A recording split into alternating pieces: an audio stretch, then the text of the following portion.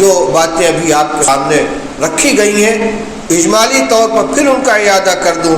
ایک تو اپنے اعمال اور اخلاق کو درست کریں، گناہوں سے توبہ کریں، نئے سرے سے زندگی کا آغاز کریں۔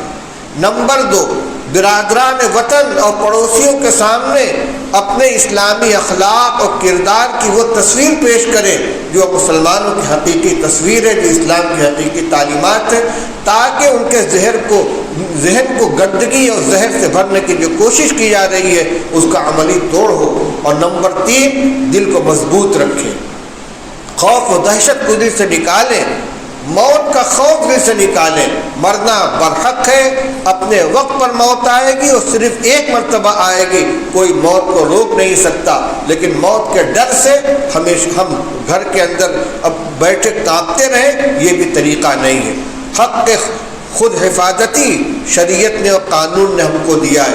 خدا نہ خواستہ حالات ایسے آ جائیں کہ ہماری جان مال کے اوپر حملہ ہو جائے تو ہم بزدل بن کر گھر میں نہ بیٹھے رہیں، ہم امن و امان کے محافظ ہیں، اپنی طرف سے کوئی امن کے خلاف اقدام نہیں کریں گے، لیکن اگر ہماری جان مال عزت آبرو کے اوپر کوئی حملہ آور ہوتا ہے تو صرف نعرے تکبیر نہ لگائے چھت کے اوپر چڑھ کر، بلکہ اللہ نے جتنی طاقت دی ہے، ہمت دی ہے، جتنی استطاعت ہے، جو اسباب فراہم ہو ان کے ذریعے اپنا دفاع کرنے کی کوشش کرنی چاہیے۔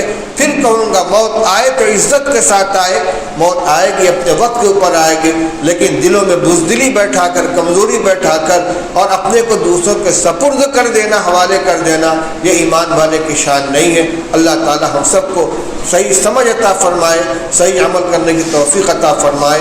وآخر دعوانا الحمدللہ رب العالمین۔